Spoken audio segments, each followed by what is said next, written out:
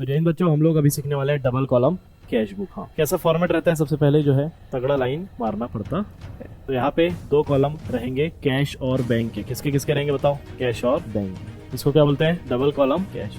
एक तरफ क्या होता है बताओ? डेबिट, और एक तरफ क्रेडिट। फिर से लिखो, डेट पर्टिकुलर, बताओ जेएफ आता है कि एलएफ? एलएफ। यहाँ पे आएगा कैश, यहाँ पे आएगा बैंक। फिर से सेम चीज, डेट पर्टिकुलर एलएफ कैश, यहाँ आएगा बैंक। तो इम्पोर्टेंट चीज क्या है? कैश और बैंक के हम लोग कितने कॉलम रहे हैं? दो। पहले सिर्फ यहाँ अमाउंट आता था, अब आएगा कैश और बैंक दोनों। ठीक है, तो अब फिर से वही हमारे पास दो चीज दिया रहेगा, दो बैलेंस दिया रहेगा, कैश इन हैंड और दिया रहेगा कैश एट बैंक। तो बताओ ये दोनों बैलेंसेस हैं, दोनों हमारे लिए क्या है बताओ?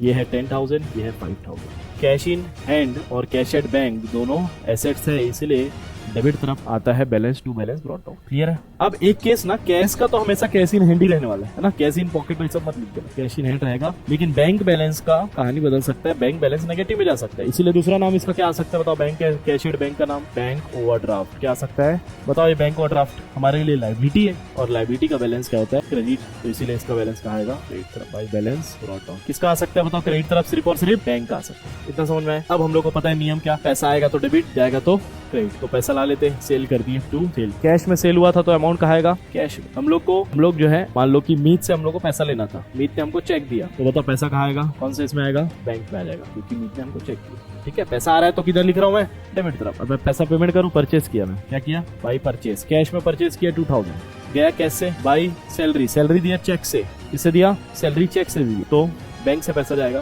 3,000 चलेगा। कितना चलेगा? 3,000। तो पैसा आ रहा है तो डेबिट और जा रहा है तो क्रेडिट। एक नियम और सीखना रहता है डबल कॉलम में, कॉन्ट्रा एंट्री। क्या सीखना रहता है? कॉन्ट्रा एंट्री क्या होता है? कॉन्ट्रा एंट्री के बारे में थोड़ा बता देता हूँ। पैसा हम लोग जमा कर दिए कहाँ? बैंक में, तो क्या एंट्री हो जाता है बताओ? Bank debited to cash. अब हमको सेम नियम फिर से अप्लाई करना है, पैसा आएगा तो डेबिट और जाएगा तो क्रेडिट। बताओ मेरे पास से कैश जा रहा है ना बैंक में, कैश जा रहा है तो कौन से कॉलम में लिखूंगा? कैश। मान लो 1,000 रुपए जमा किए, तो कैश कॉलम में लिखूंगा, तो नाम आएगा बैंक। क्या आएगा नाम? By bank. अब कुछ नहीं, अगर कैश कॉलम में कॉन्ट्रा एंट्री लिखा है तो इधर कौन से कॉलम में लिखाएगा?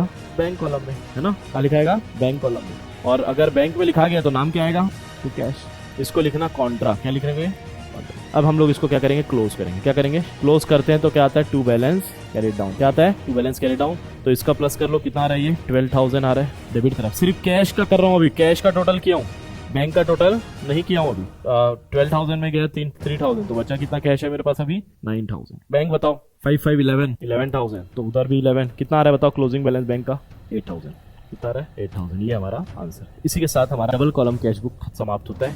बैलेंस ब्रॉट डाउन सीखे, पैसा आएगा तो डेबिट, जाएगा तो क्रेडिट, और कॉन्ट्रा एंट्री सीखे, और बैलेंस कैरी डाउन निकालना सीखे। तो मिलते हैं दोस्तों नेक्स्ट शॉर्ट में, तब तक के लिए जय हिंद, जय भारत।